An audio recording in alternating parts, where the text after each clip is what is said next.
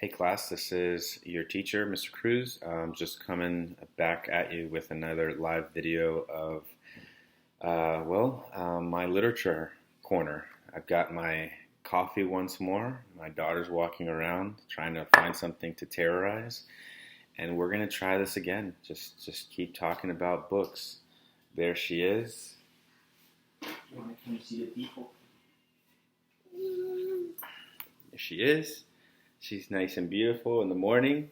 She's carrying a nice little Pocahontas doll. What I wanted to do was I wanted to just talk to you guys. Mama, go over there. Go over there.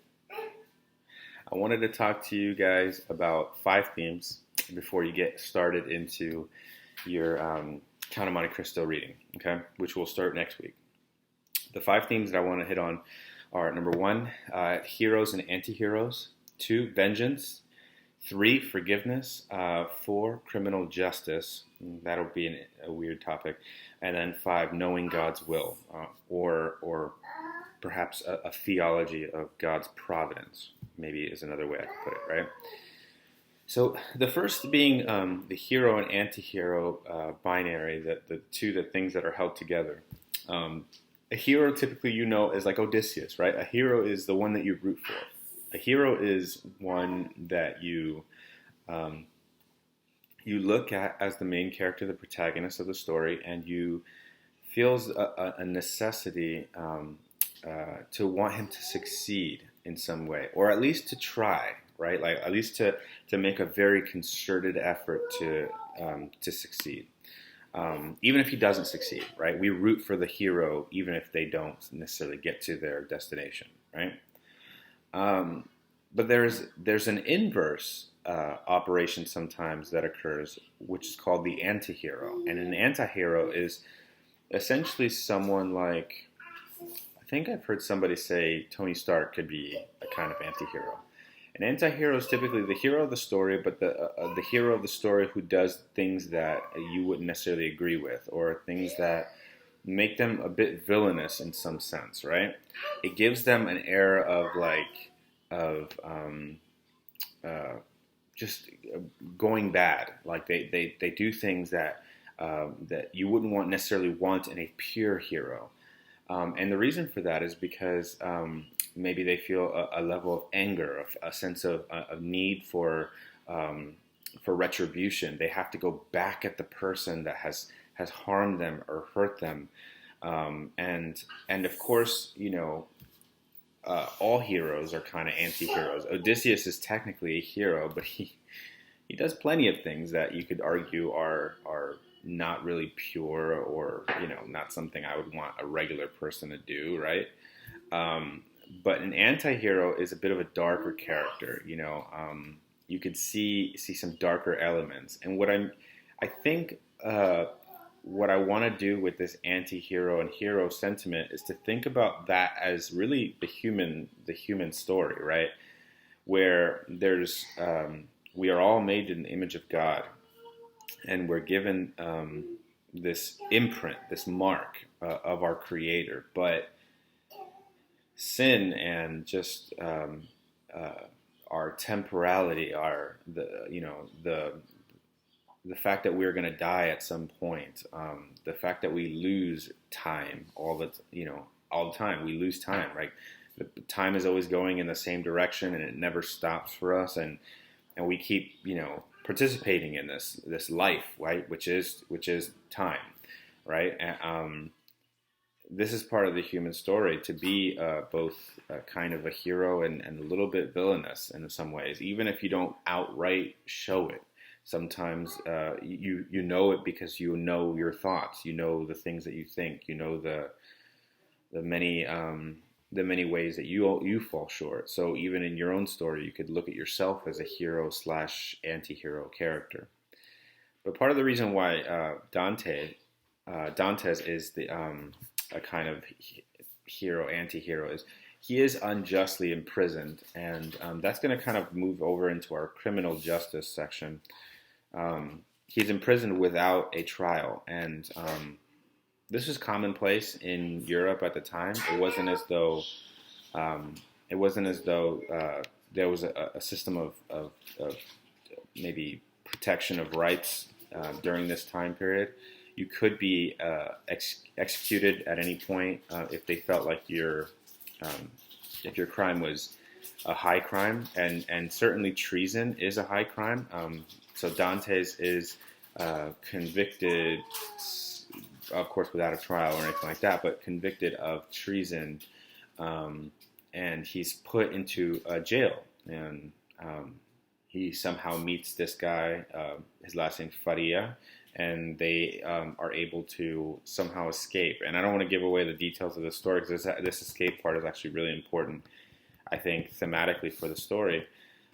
But in doing so, he's able to get out of this situation, and from this, he enacts his own kind of criminal justice, right? So the lack of criminal justice that was given to him, he enacts upon the people who had put him in jail in the first place. It's a type of vengeance. And I think it's going to wrap up into knowing God's will, because actually the fact that he gets out of prison signifies to Dantes that that God is giving him this newfound freedom because he is forgiven and because God wants him to enact vengeance upon these people. And it's this weird sort of situation in which Dantes puts himself at the place of God as an equal and says, like, I'll enact the thing, your will on earth. I don't want to say like the Grim Reaper or anything like that, but a little bit kind of like an angelic status, right? Because he's technically supposed to be dead, and that's really his fate. That's what is awaiting him. But because he's not dead, and because he takes on a new persona, he calls himself the Count of Montecristo, because he takes on a new identity, right? He's really not Edmond Dantes anymore, right? He's this new person, and in that way, Edmond Dantes is kind of dead. And this is going to become important when we read it, he's kind of rebaptized into a new identity, right? There's this really great scene in the escape scene from prison when Dantes actually ends up being pushed off a cliff, and he ends up in a pool of water in which he emerges from this water free. There's a baptism scene going on, even though it's not a regular baptism that maybe you and I would ever go to, but a baptism in which he is plunged into the depths of the water and he emerges this new person, and he's able to find riches and reinvent himself. And so, really, Edmond Dantes is dead in many ways. Dantes acts as a kind of like ghost that's like following this new identity, this new person, the Count of Montecristo. It's a little bit like in cartoons when you know somebody's walking around and like there's like a kind of like maybe ghost or something like that behind them that's following them, telling them stuff. Or maybe like the devil and the angel, little thing that pop up right here. And it's like the devil's telling them like to do a bad thing, and then the angel here is telling them to do a good thing. Dantes, the ghost of Dante's past, kind of comes back every time the Count of Montecristo does stuff, right? And again, we have to understand the hero and anti-hero dichotomy. It's that Dantes is really personifying this really human element that he wants to enact vengeance upon the people who wronged him, because at the very beginning of the story, Dantes is actually going to be married very, very soon. And on the day of his wedding, he's put in prison. So this whole situation with vengeance, I think, is really just Dantes putting in his own sort of spin on how he's going to live beyond the prison walls. And he uses religion, he uses God to do that. But he does so as a way of rationalizing how he's going to push forward with this act of vengeance. The final thing is forgiveness. And again, I don't want to give away too many things because I think the book is really solid on being able to explain this out a little bit further. But when you've committed vengeance, or when you've gone too far, how do you come back from that? how do you, even from the very beginning, how does Dante even rationalize this notion of forgiveness for his enemies, for the people who put him in prison? Very difficult to do that if anybody's ever been wronged in a really, really bad way. And there's this really famous quote.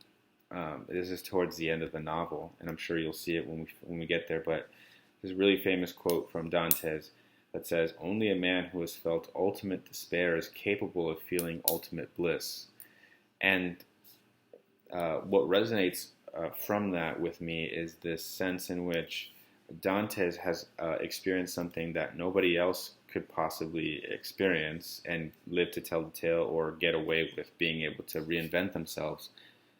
But he does. And because he knows this sense of suffering, he's able to live with this fuller sense of forgiveness that emerges. But it doesn't emerge immediately. And that's the I think, tension of time, is that it gives us the opportunity to be able to forgive, not forget necessarily, but to forgive, to make amends. And even, you could argue, based on scripture, this sense of being more fully human, but because of time, like that, as time progresses, we're more fully ourselves, right? Whereas at the moment that usually when we're younger, we carry these like very hot personalities, hot or cold personalities. We're happy one moment, oh, we're really angry the next. You know why? Because, oh, they did this thing that probably doesn't really matter that much because, in reality, it's not that big of a deal. But because I'm young and I'm like it's very easy for me to get angry, I'm going to get angry. I know this because I take stuff from my daughter, and the minute that I take it from her, she gets really upset and she starts throwing all her action figures all over the ground, throwing everything, right? She throws a huge tantrum. Well, why is this? This is part due to her age. She can't process what's going on very well, so she does these sorts of fits, right? They're like fits of rage. She doesn't know what it means to rationalize things or process things or be able to emotionally process them. She just does them. And I think that this is part of part of also why the Count of Monte Cristo is so long, is that we do get a sense in which time is a factor in Edmond Dante's presentation, in the way he carries himself and who he eventually becomes. And usually we read these short novels and we read maybe like a month's worth of somebody's time, or maybe like a year's worth of somebody's time, and we think to ourselves, well, yeah, it was a good novel, it was a good story, but at the same time it doesn't show you the full ramification of their entire story, of their transformation from one thing to the next. That's really what the Count of Monte Cristo does, and I'm hoping that you like it. We'll stop there, and I hope you all have a good day.